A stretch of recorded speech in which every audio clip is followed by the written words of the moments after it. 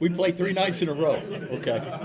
Because of the result Saturday, the teams you have remaining on the schedule, does it mean a little bit more? Or is it? Well, it's the results by Saturday, so if we'd have lost by 3, would it mean less? So, yeah, I think every game this late in the season means more and more as you go, without question. So I think that's the way it is with everything. When we can see the finish line, the things that happen closer to the finish line are more important, because just like a game, you can make a mistake in the first 5 or 10 minutes and there's time to recover. You get under the 5-minute mark and whatever, there may not be time to recover. It's the same thing in seasons and scheduling too. So yeah, I do think they all take an added importance once you get into mid and late February. The circumstances were a little different, but last time you guys lost on the road, the players kind of rallied around that. Obviously went on the 8-game winning streak. What was the reaction of the team coming back, and what has the feeling been around the building? I know you guys probably haven't been together much since then, but. No, we haven't been together yet. So yesterday was our day off, so we practice here in a little bit. So I think the guys will respond to it fine. I think the comparison's really not a apples to apples comparison. You know, you losing at Ames. What were they ranked this week? 6. Okay, so you know, it'd be a hard game regardless. But we did lose, and we didn't play well, and they were certainly more physical and took the game to us. But if anything, you know, people saying wake up call and all that stuff. You don't have wake up calls after every loss. I mean, that's not real. But can we learn from it, and can we be better next time out? That's what I'm focused on. Is Anthony Roy one of the league's top players? Yeah, I think he's one of the league's top players, and he's certainly one of the league's top shooters and scorers. You know, you look at Momcilovic, and we've seen him start the second half, and what he do, make 4 in a row to start the second half, and a couple of them were really, really hard. Roy has that same type range and that same type touch. I don't know exactly, what's he shooting, 45 from 3? And he's taking 9 a game. What's that? 42. So he's basically averaging going 4 for 9 every game. So you know, that's something that we're going to certainly have to contend with. The way the portal works, I was just wondering, did you guys know about Roy being at Green Bay, turning it up? How does that work? Do you start to look into that when a guy's having an amazing year? Yeah, if I'm not mistaken, he didn't finish the year last year. Did he? I'm not sure how many games. He played 11, so he didn't finish the year last year. But I knew of him, but I didn't know much of him. But Doug had told me that he was really a talented kid. Oklahoma State's lost 3 in a row. So obviously, I mean, when you guys come to town, they're always ready. What stands out about them, and have you seen anything that pose some problems maybe? Speed. You know, they're 2 guards, 0 and 1, Claire and Curry. They're good, and they're fast, and their other players are quick and athletic. But I'd say the biggest thing that stands out is their speed and their ability to make plays when nothing's there. They're really good at getting downhill. I'm curious with Darren. I think he has 3 assists in the last 5 games.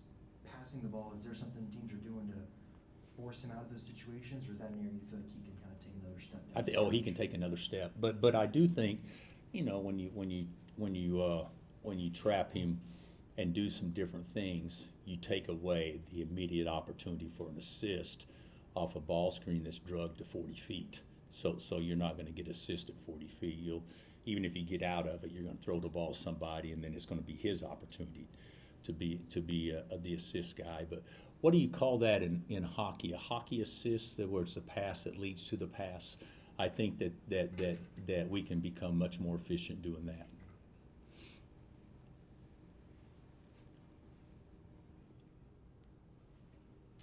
I guess as you head into the final third of the Big 12 schedule, what do you think of the team's sense of urgency right now, as they understand that every game's going to be really important at this point in the year? Well, that's to the question earlier, or to Shay's question. Yeah, everything's magnified this time of year. There's no doubt about that. You know, guys are human, but the mature teams are the ones that are able to take every game and make it the biggest game the very next game. And that's what we have to do, just like other people have to do it too. Oklahoma State's got to do it. They're playing for an NCAA tournament berth. I mean, other people are playing for stuff, and there's still time to get stuff done. So we have to recognize that, respect that, and know we have to be at a different level ourselves. And then you touched on it a little bit after the game, but what did the film show on the traps and the stringing out of ball screens and why that was such a problem for you guys? Yeah, we did a terrible job. Whenever two people guard the ball, you should be able to play behind it, and we did a terrible job of playing behind it. And we let them drag it out rather than attack one bounce and play behind it from the middle of the court. We didn't do a good job. We kept the ball in our hands too long and allowed the post their weak side defenders to take away the nearest outlet. And when you take away the nearest outlet and you leave the furthest outlet open, you got two guys that are pressuring you hard. You can't make that pass, or the pass is a lot harder. Yeah, we got to be better at that. Bill, there was a time, I think preseason, where Melvin sat in here and told us he was going to be the leader of this team. Obviously on the court and personality, you've talked about it a ton, that he is that. Is there one guy that it's their voice that carries the most weight with this group, though? Is it his, or is it someone else's, or do you have that? With our best teams, I always thought we did it by committee. I didn't know that we ever did it by. You could go back to 2008. A lot of people said Russell was a leader. He's one of the most quiet guys on our team. And you go back to 22. Who was our leader in 22? They all were. You could make a case that David McCormick probably was as much as anybody. So this one, I don't think anybody's really emerged to the point where that's natural. But I think Melvin is the closest thing to it. And no need to find it? Oh, no. Yeah, we'd love to find it. Sure. You'd love for it to be Darren, but Darren hadn't been in a position where he's been out there enough yet that he feels comfortable in doing anything like that. So up until then, we'll just we'll do it by committee, which a lot of teams do. Did Trey's root canal throw him off during the game? If it did, we're not gonna make an excuse that it did. He was out there, and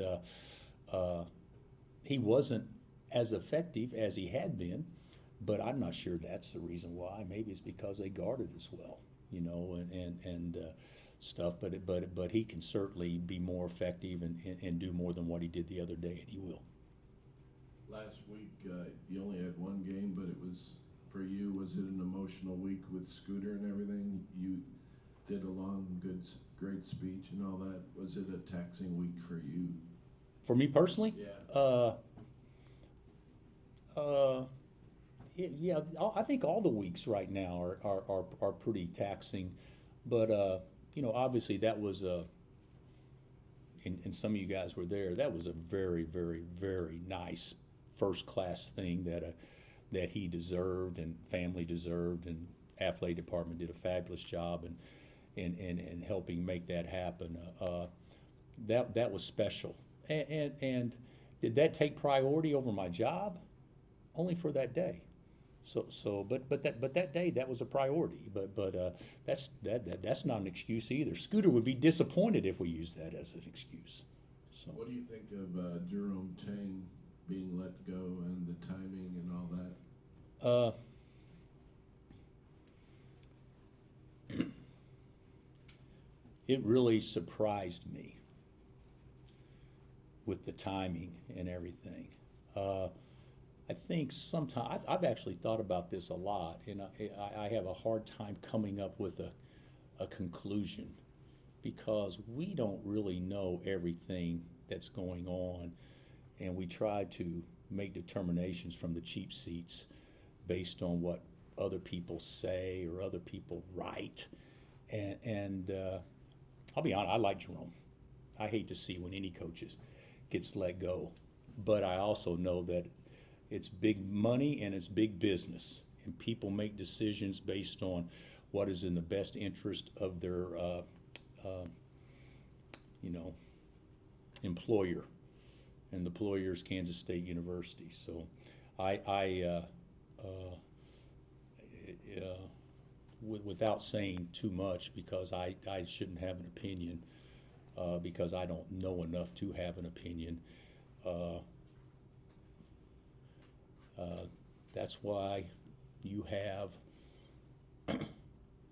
agents, that's why you have attorneys that look over contracts, and that's why you have attorneys from institutions that look over contracts, and you deal with the wording in the contracts.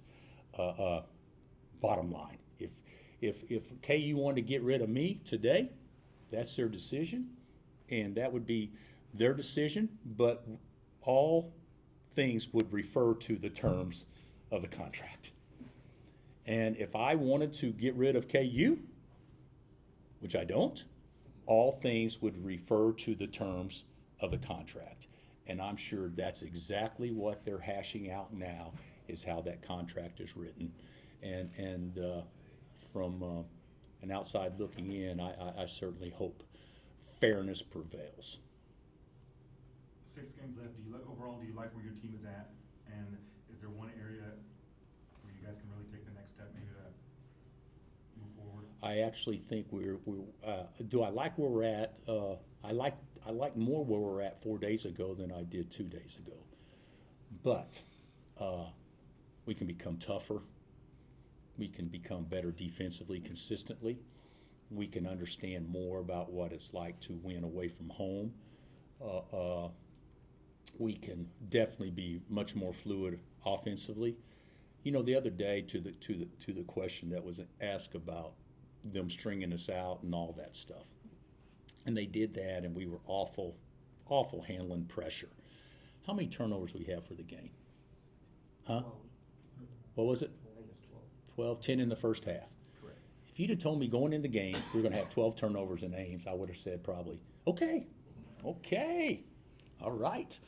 And the battle of the boards was going to be even? Okay. You know, it wasn't okay. But sometimes, you know, it just, and they did a great job of making some hard threes too, that were, I know that didn't Bateman and Momcilovic both make them at the very end of the clock that were bombs.